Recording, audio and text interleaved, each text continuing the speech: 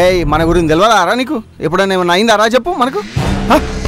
రే రే రే రే రే రే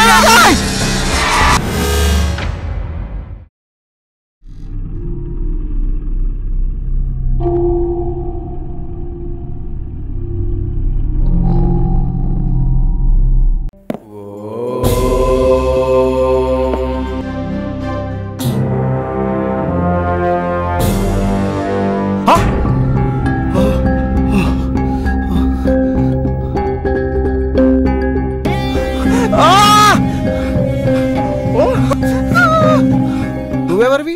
దేవుణ్ణి.